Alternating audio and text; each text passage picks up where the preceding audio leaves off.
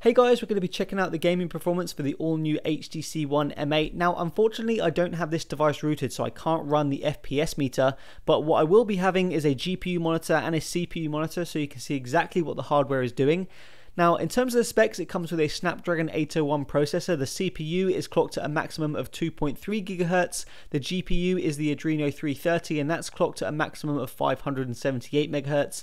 Now, yes, we have seen that GPU before in other devices, for example, the Nexus 5 with its Snapdragon 800, but this GPU is clocked higher, so it should give a better overall gaming performance. We'll wait and see, but the games I'm going to be testing out, you can see right here, they're pretty intense. They should give a good indication of the gaming performance. So yeah, let's do it. Okay, so here we go with the first game. It's Dead Trigger 2. You can see the auto detect sets the graphics detail as high. Yes, if you have a modified APK, you can use the Tegra effects and change it to ultra high, but you can't do it on the stock APK, and that is the one I'm currently using. So let's go ahead and check the performance. Okay, so we're loaded up. I can tell you that didn't take any longer than 10 seconds to load, so pretty quick load time. A quick side note, it is nice to see games using immersive mode now. You can see I no longer have those on-screen buttons. So yeah, let's go ahead and check it out. Keep an eye on those GPU and CPU monitors if you're interested. Don't forget, YouTube only displays a maximum of 30 frames per second, so if it's above that, you won't see that. So just take that into account. Feeling very smooth to me. Looks smooth. Checking out the GPU usage, you can see the usage is pretty low. It's down in the 22%. The speed really is around 200 MHz, so the GPU is not stressed at all really on this game so far, at least. Taking a quick look at the CPU, you can see it's not under too much load either. There's only 2 cores online right now, probably due to the fact that it's not really optimized for 4 cores, but it's doing pretty well overall. Where's this little button I got to push? Here we go. Don't forget, it doesn't have every single effect the game could possibly have.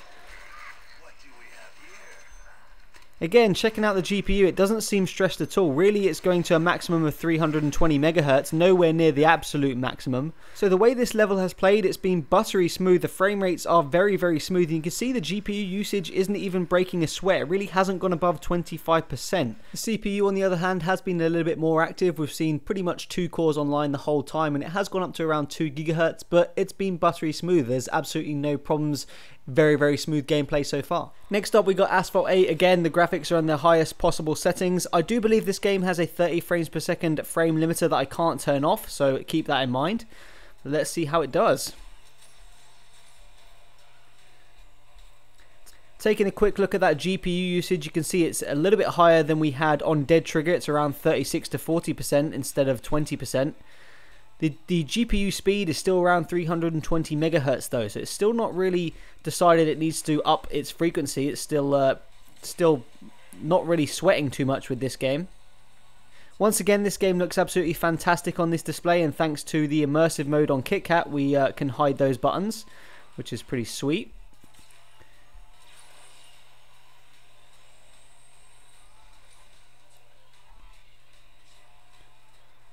47% there. Now the speed is clocked up slightly, well, just briefly I should say, to 389 MHz. It's done it again there. So it does in fact go above 320 MHz if it needs to, which so far has been pretty rare. There you go, once again, very smooth gameplay, no hiccups, no jumps in the frame rate. The GPU usage was a little bit higher than we saw on Dead Trigger, but it's still not really stressing the GPU all that much. Up next, we've got Nova 3. You can definitely see straight away that the usage is much higher. This game is stressing the GPU out a lot more than the previous 2 games we checked out. You can see the speed is at the maximum GPU speed, 578 MHz. In terms of how it feels like 55 to 60 FPS to me. It feels very, very smooth. It's a shame I can't verify that, but I've played a lot of games. It does feel buttery, buttery smooth here. If we just pan around, again, very, very smooth. You can see some of the planes crashing. It's got a lot of effects running. I'm not sure if it has absolutely all the effects running. This is a Gameloft game, so there's no there's no settings I can change. So here we go, diving into the battlefield. Usage has slowed down a little bit. We're now in the 37 to 40% range. Feels very, very smooth though. This feels like, you know, 50 plus FPS easily.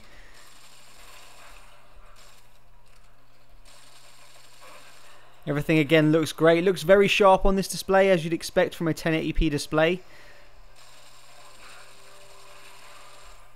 Okay, so I died, so we're outside again, but at least this is a more graphically intense environment. You can see the usage is around 72%. We're still using the maximum GPU speed of 578 megahertz.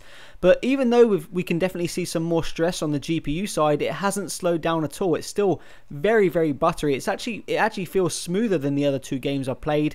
So yeah, even though we've started to see a little bit more stress, it can handle it no problem. GTA's next up, and I've maxed everything out for the first test: visual effects, resolution, draw distance, shadows, and car reflection. So let's see how it handles this.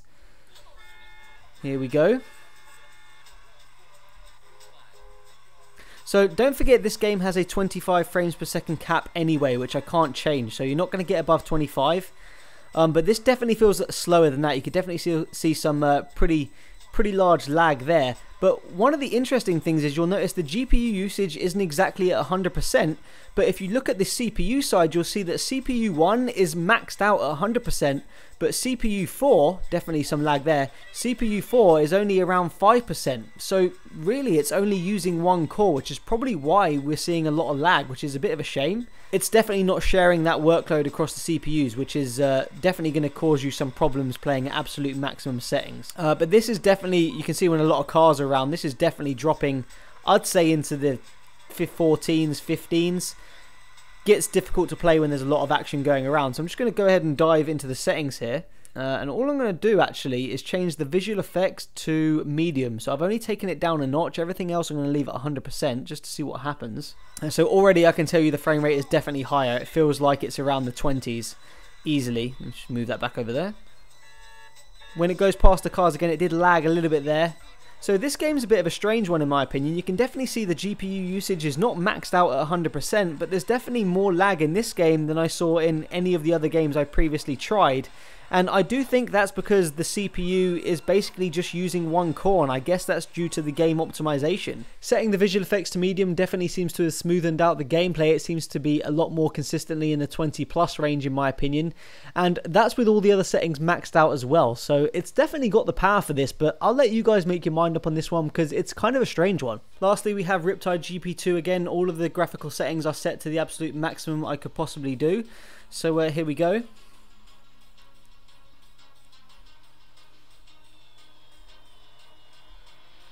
Straight away, it feels very, very smooth. Feels like another game that's running properly at 60 frames per second. See, as opposed to Grand Theft Auto San Andreas, you can see that the CPU 1 is about 50% and CPU 4 is around the same sort of number. So it definitely feels like it's sharing the workload, whereas San Andreas just wasn't doing that. GPU usage seems to be around 69-70%, which is decent. Nice effects there on the screen. Again, I haven't noticed any slowdowns whatsoever. No jumps in frame rate, no lag. So there you go guys, I've been really impressed with the gaming performance for the M8. We really only saw it slow down in Grand Theft Auto San Andreas, and I'm pretty sure that's a problem with the optimization. Every other game I tried played at pretty much the maximum frame rate the game allowed. The GPU didn't really stress too much. It hardly ever used the maximum frequency, except in Nova. That was pretty much the game it most used the maximum frequency.